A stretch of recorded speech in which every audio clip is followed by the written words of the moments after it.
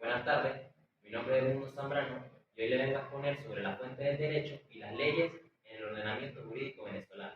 Las fuentes del derecho son hechos o actos que sucedieron en el pasado y que hoy en día nos ayudan a modificar o a realizar e interpretar las normas que se encuentran en el ordenamiento jurídico venezolano.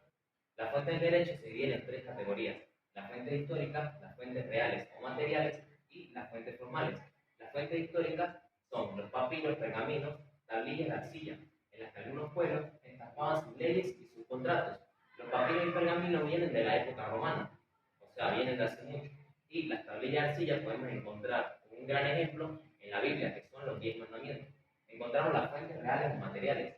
Las fuentes materiales son los factores históricos, políticos, sociales, económicos, culturales, éticos y religiosos de un pueblo que influyen en la creación de la norma jurídica. Y por último encontramos las fuentes formales, que son las fuentes jurídicas. Ya las fuentes formales vienen a tomar actividad o vienen a tomar el papel cuando se formalizan las leyes.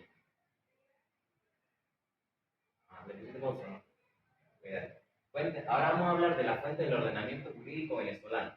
Según los autores, hay cuatro fuentes, que serían la legislativa, que es donde se encuentra la Constitución, las leyes y los códigos. Viene también la jurisprudencia, encontramos la doctrina y encontramos la costumbre. En nuestro ordenamiento jurídico venezolano encontramos las fuentes directas y fuentes indirectas.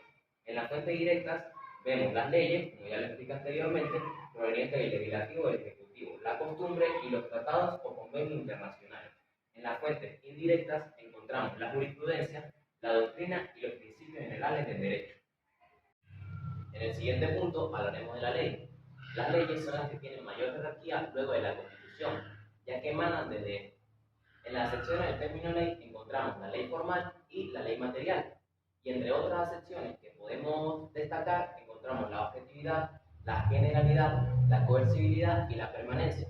En la Constitución de Venezuela de 1999, en su artículo 2, encontramos este artículo: la ley es el acto sancionado por la Asamblea Nacional como cuerpo legislador. Las leyes que reúnan sistemáticamente las normas relativas a determinada materia se podrán denominar códigos. Aquí encontramos un breve concepto de lo que son las leyes según la Constitución. Ahora hablaremos sobre las características de la ley. Son normas escritas y siguen un procedimiento establecido en la Constitución. Más adelante estaremos hablando de cuál es el procedimiento que siguen las leyes. Tenemos el marco conceptual, que puede ayudar al proceso de interpretación de la norma. Tenemos la amplitud, que da la definición sobre cuáles sujetos deben cumplir las pautas dictadas en la ley. Tenemos la vigencia, es la indicación expresa sobre la vigencia de la ley, o sea, cuánto va a durar esta. Tenemos la parte dispositiva, aquí el legislador desarrolla el articulado a base de la ley. Ahora pasamos a los pasos para la formación de leyes en Venezuela. Tenemos la iniciativa de la ley, que la encontramos en el artículo 204 de la Constitución. Nos dice, este artículo nos explica quiénes son los que pueden tomar la iniciativa de la ley. Entre ellos encontramos el Poder Ejecutivo Nacional, la Comisión Delegada y a las comisiones permanentes, a los y las integrantes de la Asamblea Nacional, en número no menor de 3, al Tribunal Supremo de Justicia, al Poder Ciudadano, a los electores y electoras en un número no menor de 0, al Consejo Legislativo, cuando se trate de leyes relativas a los estados. Y ahora pasaremos a explicar la discusión de la ley. La discusión de la ley la empezamos hablando de esta en el artículo 206. Los estados serán consultados por la Asamblea Nacional a través del Consejo Legislativo, cuando se legisle en materias relativas a los mismos. La ley establecerá los mecanismos de consulta a la sociedad civil y demás instituciones de los estados. También tenemos el artículo 207. Para convertirse en ley, todo proyecto recibirá 2 discusiones en días diferentes, siguiendo las reglas establecidas en esta Constitución y en los reglamentos respectivos. En el artículo 8 nos explica sobre qué es la primera discusión de la ley. En la primera discusión se considerará la exposición de motivos y se evaluarán sus objetivos, alcance y vialidad, a fin de determinar la pertinencia de la ley, y se discutirá el articulado. Las comisiones que estudien proyectos de ley presentarán el informe correspondiente en un plazo no mayor a 30 días consecutivos.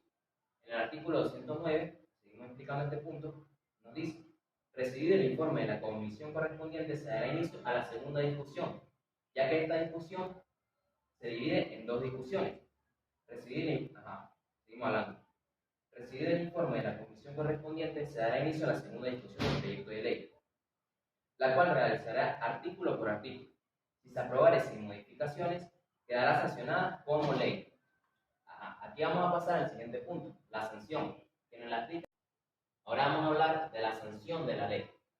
Para aclarar que un punto tuvo un pequeño error en la diapositiva y puse artículo 21, pero en realidad es el artículo 213, que dice así: una vez sancionada la ley, se extenderá por duplicado con la redacción final que haya resultado de las discusiones.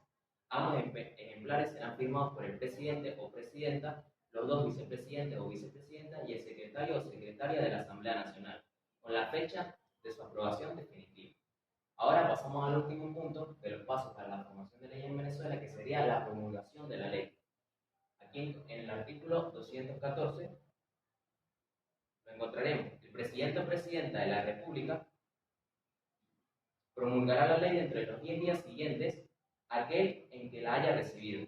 Dentro de este lapso, podrá, en acuerdo con el Consejo de Ministros, solicitar a la Asamblea Nacional, mediante exposición razonada, que modifique alguna de las disposiciones de la ley o levante la sanción a toda ley o parte de ella.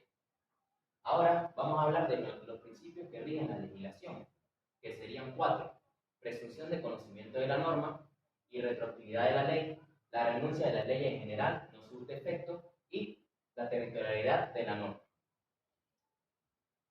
Ahora hablaremos sobre 3 puntos importantes, que son la derogación, que implica la salida de vigencia de la ley. Esta la encontramos en el artículo 218. Las leyes se derogan por otras leyes y se abrogan por referendo, salvo las excepciones establecidas en esta Constitución. Tenemos la nulidad, que son las leyes que han nacido cumpliendo con lo establecido en la Constitución, pero su contenido contradice los principios, reglas y fundamentos. Deben ser declaradas nulas por la Sala Constitucional del TCJ. Y luego tenemos la abrogación, que nos la dice la Constitución en su artículo 218, igual que la derogación, que sería: las leyes se derogan por otras leyes. Esto se llamaría el principio de abrogación. Ahora hablaremos de la costumbre jurídica como fuente del derecho y sus elementos, y las diferencias entre ley y costumbre jurídica. Desde el punto de vista jurídico, se llama costumbre a la norma o de conducta nacida en la práctica social y considerada como obligatoria por la comunidad. Como fuente del derecho, la costumbre prescribe reglas de conducta jurídicamente relevantes. La costumbre jurídica tiene que cumplir con 2 requisitos: el factor subjetivo y el factor objetivo. Ahora hablaremos de los elementos de la costumbre jurídica. ¿Qué es lo que compone la costumbre jurídica? Aquí encontramos el elemento externo u objetivo. Consiste en el hecho extrínseco de reiterar una misma manera de actuar en el seno de una colectividad frente a un determinado estímulo de vida social. Actos uniformales que se repitan con las mismas características. Consecutivos que sucedan de una forma ininterrumpida. Que tenga cierta duración. No pueden ser actos efímeros. Que sean pacíficos, que no sean de productos de violencia. Elemento externo subjetivo. Constituye la convicción vigente de la colectividad de determinada práctica que ha venido repitiéndose de forma constante y notoria por las generalidades de sus miembros. Ahora hablaremos de las diferencias que hay entre la ley y la costumbre jurídica. En el primer punto, la costumbre jurídica procede de la sociedad espontáneamente, nace de las entrañas de la conciencia histórica, política y cultural de una sociedad. La ley tiene un origen más reflexivo y menos espontáneo, nace de los órganos legislativos del Estado. La costumbre jurídica no es escrita, se manifiesta por los actos concretos reiterados y uniformes de los miembros de una comunidad. La ley se manifiesta de forma escrita a través de documentos y medios oficiales, como por ejemplo el Código Civil. Costumbre jurídica debe ser permanente en el tiempo, pues se necesita que la sociedad en reiteradas oportunidades acepte su uso como obligatorio. La ley es permanente, sin embargo varía según la voluntad del legislador. La costumbre jurídica no tiene una interpretación gramatical, ya que no es escrita. La costumbre se observa y comprende en toda su dimensión por parte del juez. La ley va más allá de la pura observancia de la norma. Busca descentralizar la voluntad del legislador que crea la norma. Acepta la interpretación gramática porque es escrita. Ahora hablaremos de la jurisprudencia como fuente del derecho y sus elementos. La jurisprudencia son decisiones emanadas por un tribunal que en algún momento pueden servir para esclarecer un caso similar. Estas tienen carácter vinculante y tienen dos elementos, el elemento material y el elemento formal. La jurisprudencia frente a la ley y la doctrina. Vamos a hablar del valor de la jurisprudencia como fuente del derecho venezolano. Por supuesto que la jurisprudencia tiene un valor fundamental en el proceso de construcción del derecho. Tiene un valor moral y puede influir profundamente en el criterio del juez, sobre todo si la jurisprudencia es la de los tribunales superiores, donde irán las apelaciones y los recursos de casación. Aquí tenemos un cuadro de la diferencia de la jurisprudencia, la ley y la doctrina, de qué diferencia hay entre estas tres. La jurisprudencia es una decisión emanada por un tribunal. La ley es tipificada por un legislador. Y la doctrina son investigaciones científicas que vienen de autores especializados en la rama del derecho. La jurisprudencia tiene un valor moral que puede influir en el criterio del juez. La ley está codificada y tiene incidencia directa en el comportamiento social. Y la doctrina tiene valor moral. Su función es explicativa. La jurisprudencia puede ser tomada en cuenta o no, dependiendo del juez. La ley tiene que ser tomada en cuenta sí o sí. Y la doctrina es incidental, puede tener relación con respecto a una materia o caso determinado. Ahora hablaremos de la doctrina y los principios generales del derecho como fuente del derecho. Empezaremos hablando de ciertas características que son las más importantes de la doctrina. La doctrina tiene como función formular y aclarar conceptos. Reúne opiniones racionales y sistemáticas de los jurisconsultos. Pueden ampliarse según una perspectiva y un método filosófico. No es fuente formal, pero influye de manera preponderante en la determinación de las normas jurídicas.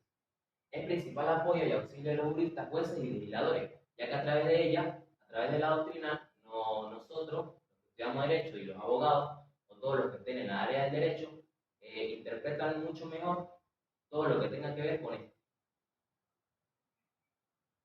Ahora hablaremos de los principios generales del derecho como fuente del derecho. Estos alimentan al ordenamiento jurídico, integran el ordenamiento jurídico, sirven para interpretar la ley, son normas de conducta, creencias o convicciones. Estos principios los vamos a ver que son los siguientes.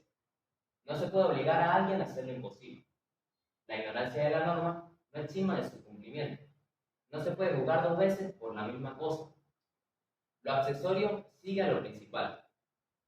Lo alegado debe ser probado. Primero en tiempo, primero en derecho. Y eso fue todo por esta exposición. Y muchas gracias por su atención.